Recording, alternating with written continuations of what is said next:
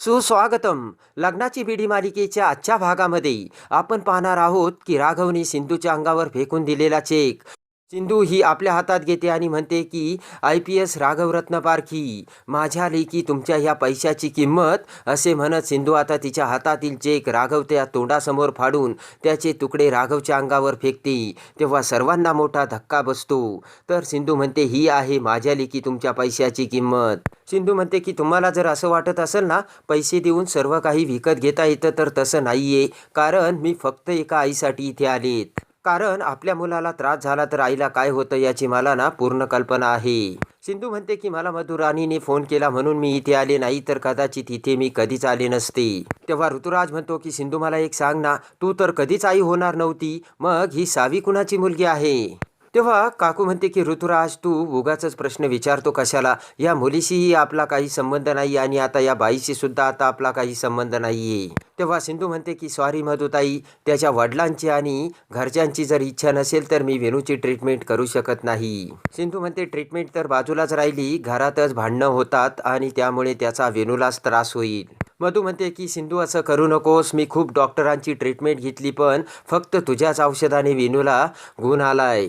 तेव्हा तू असं करू नको सिंधू. तेव्हा सावी सिंधूला म्हणते की आपण तर वेणूच्या ट्रीटमेंटसाठी आलोय ना आई, मग तू त्याला असे सोडून कसे निघते? तू तर डॉक्टर आहेस ना. तेव्हा सिंधू म्हणते की नाही सावी, आता आपल्याला निघावं लागेल. सावी म्हणते की आई तू कशी डॉक्टर आहेस? सावी म्हणते की अगं त्या वेणूकडे बघ, त्याच्या पायाला तू औषध लाव, जशी आपल्या घरी लावत होती, अशी का निघू राहिली तू? तेव्हा सिंधू म्हणते की सावी मी तुला नंतर सगळं समजून सांगेन, पण आत्ता आपल्याला निघावं लागेल. त्यानंतर सावी काकूला म्हणते की तुम्ही सगळी वेणूची फॅमिली आहात ना? काकू म्हणते की हो. तेव्हा सावी म्हणते की मला वाटलं की त्याच्यासारखीच त्याची फॅमिली छान असेल, पण तुम्ही सर्व असे कसे?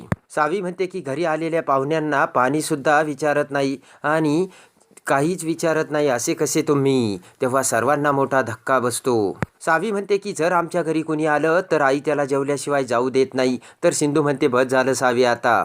सावी म्हणते की आम्ही एवढ्या लांबून आलो, आम्हाला उपाशी पाठवणार आहोत का? काकू म्हणते की आता तुझी मुलगी आम्हाला शिकवणार आहेत का घरी आलेल्या पाहुण्यांशी कसं वागायचं ते? तेव्हा सिंधू म्हणते की सावी इथे प्रश्न विचारलेले चालत नाही, चल बरं इथून. तर लगेचच सावी म्हणते की अरे हो, इथे एवढी माणसे आहे, मी विसरलीच. आणि सावी लगेचच काकूच्या पाया पडू लागते. पटकन पाठीमागे होत काकू ही खुर्चीवर बसते आणि बोट करत म्हणते की सावी तू माझ्या पाया पडू नकोस.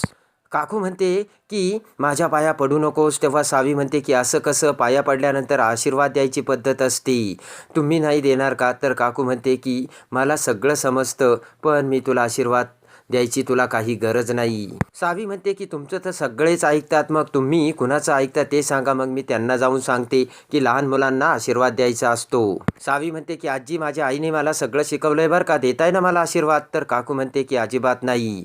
तेव्हा सावी म्हणते द्यावाच लागेल. तर सावी म्हणते की तुम्ही आशीर्वाद देता की नाही? असे म्हणत सावी लगेचच टेबलवरचा फ्लॉवर पॉट उचलून तिथे आणते आणि काकूला म्हणते की फोडू का हा फ्लॉवर पॉट? तर डोळे मोठे करत काकू म्हणते की नाही. आणि लगेचच सिंधूने सुद्धा काकूला आशीर्वाद घेण्यासाठी हे असंच केलं होतं, हे आता रत्नबारक्यांच्या समोर येतं. ऋतुराज सावीला म्हणतो अगं काय करतेस तू? सावी म्हणते फोडू का फ्लॉवर पॉट? काकू म्हणते की हे खूप महाग आहे. तर सावी म्हणते अगोदर आशीर्वाद द्या ना. तर काकू म्हणते ठीक आहे, देते मी तुला आशीर्वाद, पण हे खाली ठेव. त्यानंतर सावी ही काकूच्या पाया पडते. तर सुखी राहा असे काकू ही सावीला आशीर्वाद देते. तेव्हा रत्नाकर आणि राजेश्री एकमेकांकडे बघत हसू लागतात. त्यानंतर सावी सर्वांकडे बघत म्हणते की तुम्ही माझ्याकडे असं का बघताय? आपण तर व्हिडिओ कॉलवर बोललो होतो ना. आणि राजेश्रीला म्हणते की तू राजेश्री आजी ना, वेणूची आजी. तर राजेश्री मान हलवते. तर सावी म्हणते की वेणू तुझ्याबद्दल खूप सांगत असतो बरं का. राजेश्री म्हणते काय सांगतो? तर सावी म्हणते की तू किती छान आहेस आजी. तेव्हा राजेश्री ही खूप खुश होते. सावी म्हणते की तू त्याला खूप छान जेवण बनवून देतेस ना. तर सावी म्हणते की आजी तू देशील ना मला आशीर्वाद? आणि सावी राजेश्रीच्या पाया पडते. तेव्हा सुखी राहा असे म्हणत सावीचा चेहरा राजेश्री आपल्या हातात घेते. त्यानंतर सावी म्हणते की आई थांब, आता मी सगळ्या मोठ्या माणसांची ओळख करून घेते आणि सगळ्यांच्या पाया पडते. रत्नाकरच्या पाया पडत हसतच रत्नाकर खूप मोठी हो आणि सुखी राहा असा आशीर्वाद देतो. त्यानंतर सावी राघवच्या पाया पडते. तर राघव सावीला आनंदी राहा असा आशीर्वाद देतो. त्यानंतर ऋतुराज पाया पडू देत नाही, तर सावी म्हणते की देताय की नाही का फोडो हा लॅम्प. काकू म्हणते अरे देणारे त्याला तिला आशीर्वाद. तेव्हा लगेच हा ठीक आहे सुखी राहा असे म्हणत ऋतुराज सावीला आशीर्वाद देतो. काकू म्हणते की सिंधू कशी आहे तुझी मुलगी, अगदी तुझ्या पावलावर पाऊल टाकते. तर सावी म्हणते की बरोबर ना, सिंधूची मुलगी सिंधूसारखीच असणार ना. तर काकूची बोलती बंद होते. तर राजश्री म्हणते थांब सावी, मी तुझ्यासाठी काहीतरी खायला आणते.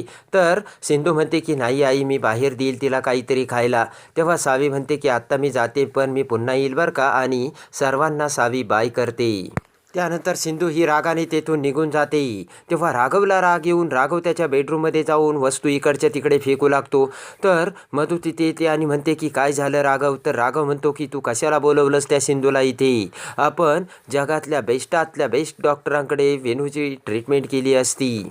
तर मधू म्हणते की मला हाच मार्ग अगदी बरोबर वाटला आणि मी जे करायचं होतं तेच केलं, आणि तू सुद्धा ही गोष्ट लवकर ॲक्सेप्ट करशील असं मला वाटतंय. तर राघव म्हणतो की अजिबात जमणार नाही. मधू म्हणते की मी सुद्धा वेणूची आई आहे, त्याचं चांगलं वाईट मला चांगलं समजतं.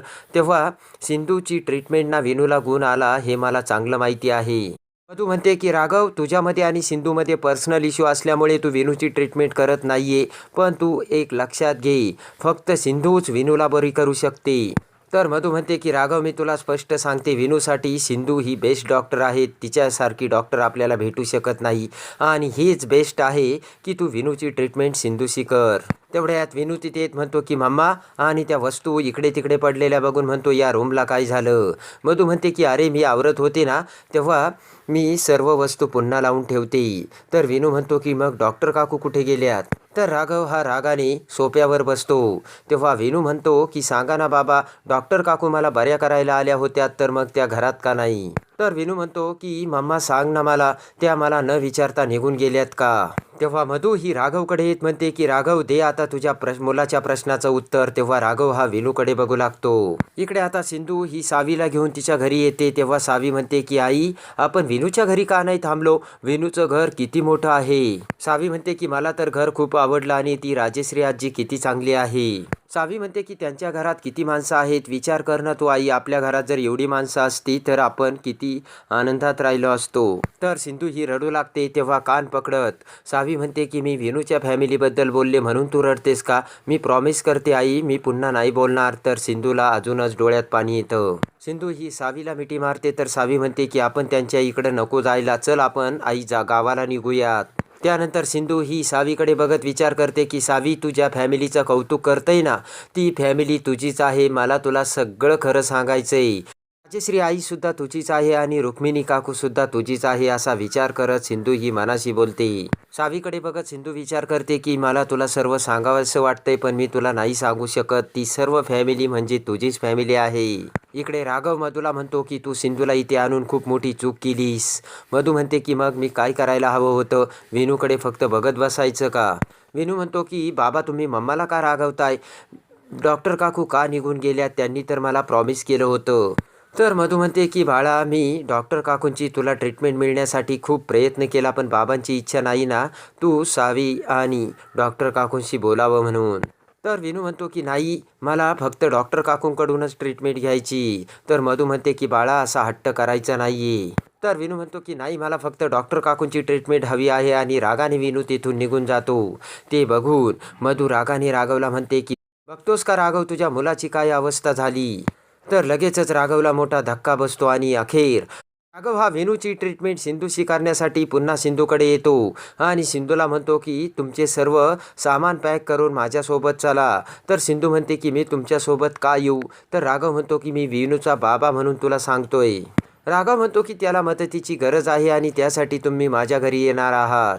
सिंधू म्हणते की तुम्ही माझ्यासोबत जसे वागला ना त्यामध्ये वेणूची काही चूक नाही आहे, त्यामुळे वेणूच्या ट्रीटमेंटमध्ये मी काहीही कमी करणार नाही. सिंधू म्हणते की पण आपल्यात फक्त डॉक्टर आणि पेशंट एवढंच नातं असेल, हे जर तुम्हाला मान्य असेल तरच मी वेणूची ट्रीटमेंट करण्यासाठी तयार असल्याचे सिंधू राघवला बोलते. तेव्हा आता राघव हा सिंधूला कसे वेणूच्या ट्रीटमेंटसाठी घरी घेऊन येतो आणि सावी वेणू दोघेही राघव आणि सिंधूला खऱ्या सत्याने कसे एकत्र आणतात हे बघण्यासाठी आणि लग्नाची बीडी मालिकेच्या डेली अपडेटसाठी आपल्या चॅनलला लाईक करा, सबस्क्राईब करा.